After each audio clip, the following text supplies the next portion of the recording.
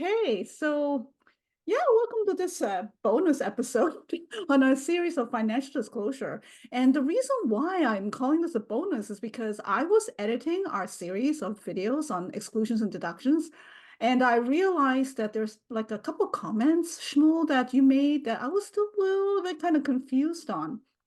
So I remember I think with the video on excluded property, the first part, you had this definition which was very mind-boggling to me. I think you said the definition of excluded property is not what is not included, it's excluded. I wonder if you can kind of elaborate on that a little bit more again. I feel so bad.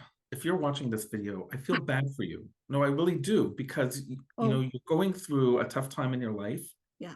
and you are getting inundated with a whole new set of nomenclature, words, and you Yeah. have to kind of make sense of it. And the best I can tell you is that I truly believe that the equalization calculation, how we divide property in Ontario between married spouses, Yeah. that there is it is a smart way of dealing with property division, in the sense that the calculator is not a silly calculator. It actually has a purpose, and you're Mm. avoiding a bigger problem, which is what we otherwise call a spreadsheet war, where someone says, well, I bought pizza, May 2015, and the other person says, yeah, but I paid for the rent, and like people say all their different contributions. And so the law is avoiding all of that for the most part Mm. and fixing a calculator. So what we're dealing with here for this purpose of this video is a subset within a fixed calculator, Mhm. and we're just trying to make sense of it, like what's it doing within, if you here's a calculator, right? Yeah. And there are buttons on it, and so what are we doing with this Mm. calculator? That's what we're going to try to answer, I guess, in this video. So we're talking about excluded property and Mhm. deductions, or in short, exclusions and deductions. Okay, so I think the biggest problem conceptually with these terms Mhm. is that you don't actually feel it or see it when you're filling out a financial statement. Mm.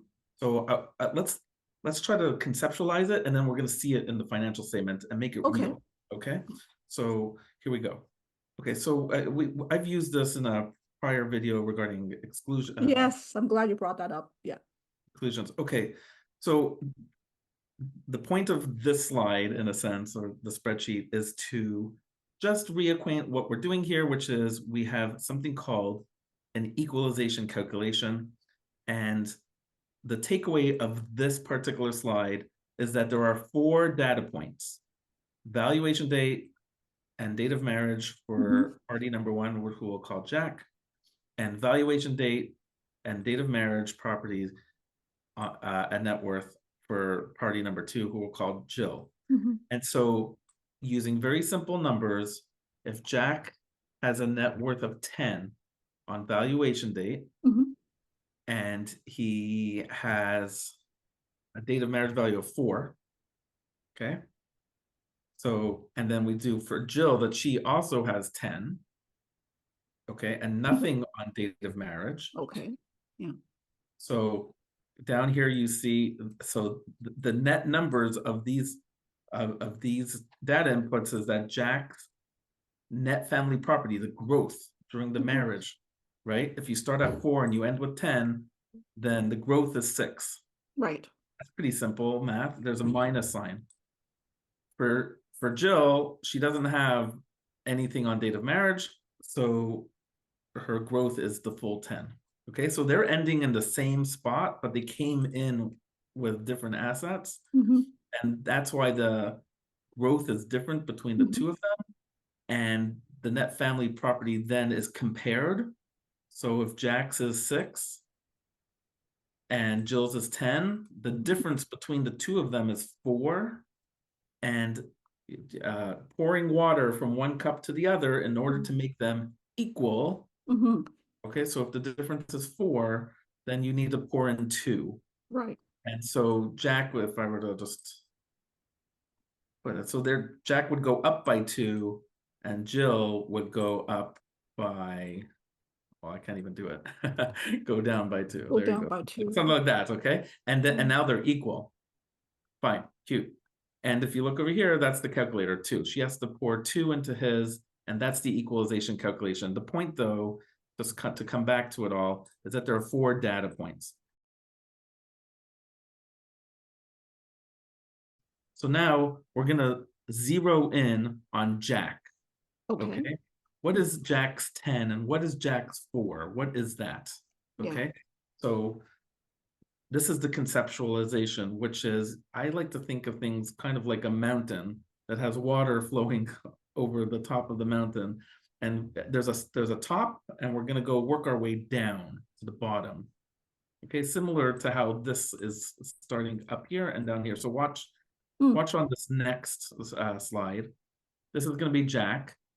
And the starting point is assets at valuation date. How much assets, and that includes, as you go through the financial statement, part 4 and part 5, your property, your real property, your vehicles, your bank accounts, whole life insurance, business interests, other property, money owed to you. What are the assets? So let's say he has 15 of worth of assets, and I'm not even talking about debts yet. We haven't gotten to debts, just assets. So you have a house. Let's put down the house, okay? And so that's the starting point. And let's now look at the financial statement. And so here's the income, and part 2 is the expenses, part 3 is other income earners. And now here we are at part 4, okay? And again, the financial statement, everything is side to side. We have date of marriage column, and to the side of it is valuation date. But really, in law, valuation date assets are at the top of the mountain, okay, the top of the waterfall. So if you have a house, and let's call it matrimonial home just for fun, okay, and you own 50% of it, and it's at 123 Main Street. And so, and let's say it's worth $1 million.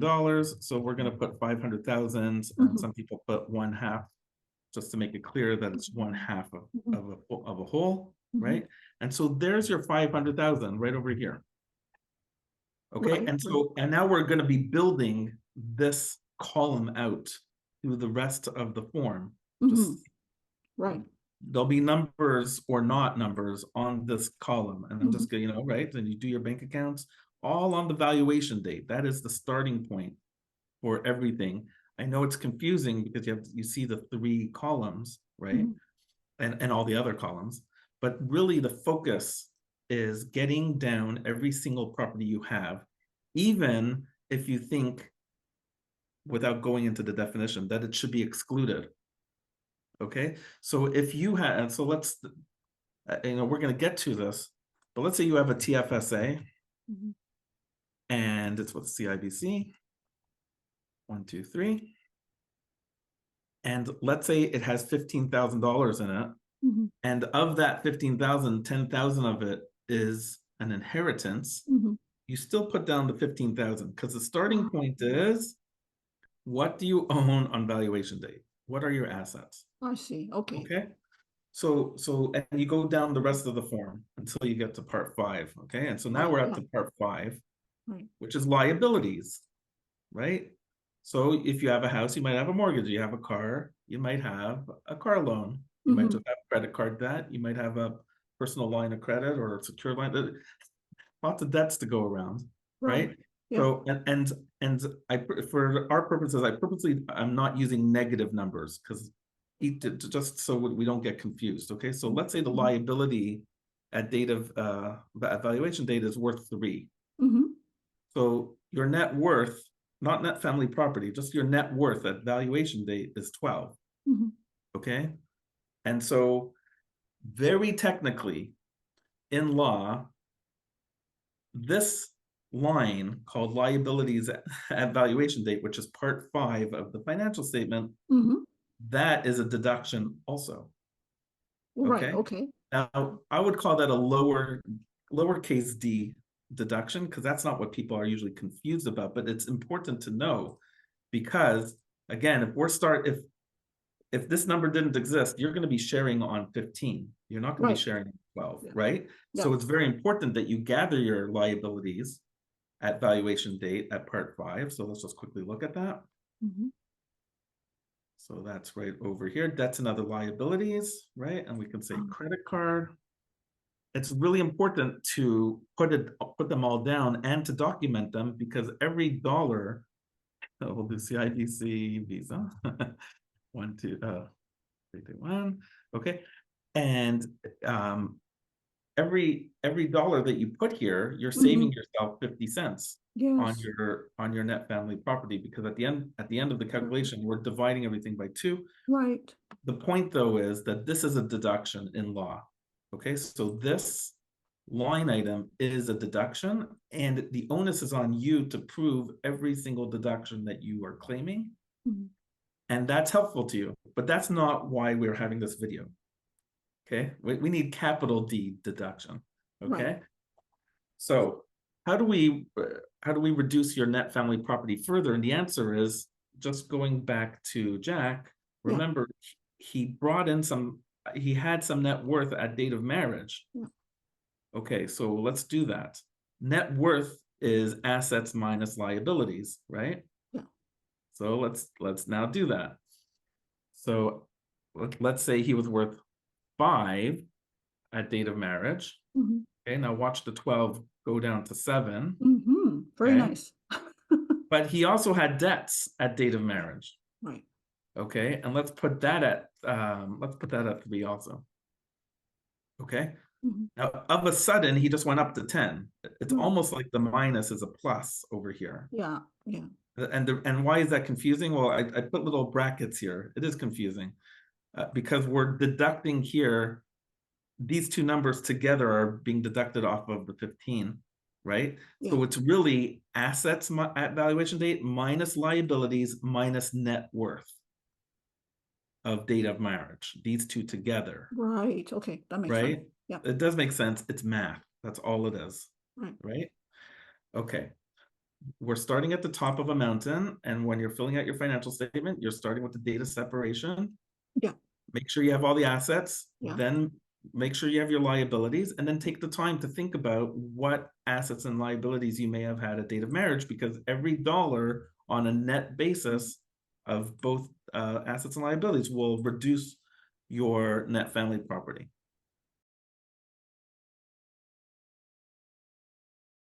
So the question is, okay, so where does this come in with deductions and exclusions? And the answer is these two combined is a deduction. Is what people usually get confused about when we talk about deductions. It means that you own something at date of marriage and it is included in your net family property as a minus against your 15 over here, the assets. That is a deduction. That is what we mean by deduction. Okay. And it go like that's the flow of it. So then you say, okay, so I kind of get that. What is an exclude? And let's just quickly look in the financial statement for date of marriage.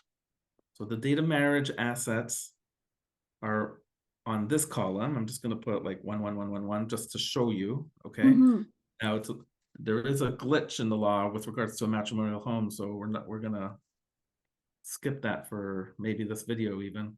But the point is that this column going down, date of marriage, is what you're filling out for your assets in order to maximize. That's this number. Okay, so you're going to keep going and fill out what you can of what you owned on the date of marriage, and then you're going to come up to liabilities at date of marriage. Right, and it may very well be that you will have a credit card and a credit card of 2,000 over here, and it's a different credit card, right? But it's there.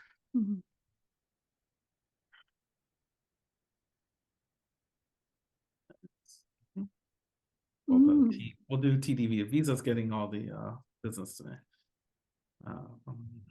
Okay. All right, so that's date of marriage debt, and that is down here on this line. Okay.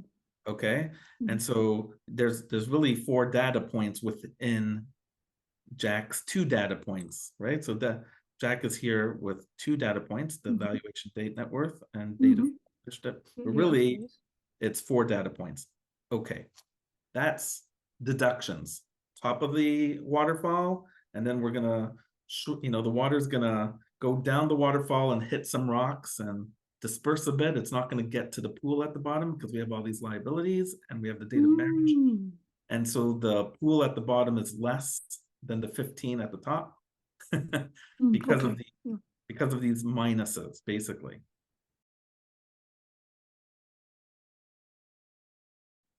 Okay, now what's with exclusions? Okay, so an exclusion goes up here. Excluded assets existing on valuation date. And really, what's key here is that this line that we're about to talk about only applies to assets at valuation date. Don't get confused. There's no such thing as exclusions on any of these other concepts of liabilities at valuation date, assets at date of marriage, liabilities at date of marriage. Don't get confused. This is something special. Okay. And we do have a video about this, but let's just recount it. An excluded asset, the policy behind it is that the government, when making the rules, said that it makes sense that in a calculation where we're sharing the fruits of a relationship and people take on different roles and they accumulate different assets as a result of those roles, and they are now sharing that relative growth between each other. There are certain assets that don't fit the sharing of fruits kind of concept. And those assets are money from third parties. Right. Okay. And usually the big ones that most people intuitively know are inheritances, gifts. What you may not know is insurance proceeds or damages arising from a motor vehicle accident or some other kind of damages. So those things aren't really part of the growth of the marriage or part of the relationship or the rules. So those are excluded. It's black and white law. I'm not just saying these things out loud. And what we would be doing here is saying that a portion of this 15 should be excluded, which is different than not included, from the 15. Okay, so we had talked about that TFSA, right? So let's go to that TFSA. Yeah. Okay, so let's say the TFSA has $15,000 in it, and we're saying that 10,000 of that is excluded property, right? So Yes. we would keep the 15,000 here. Right. That line item will always say 15,000 if that's what the bank account says. And then what we're gonna do is scroll down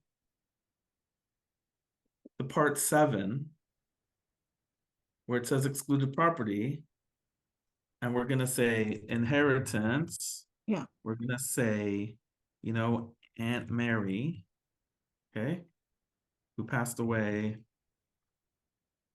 on December 1, 2023.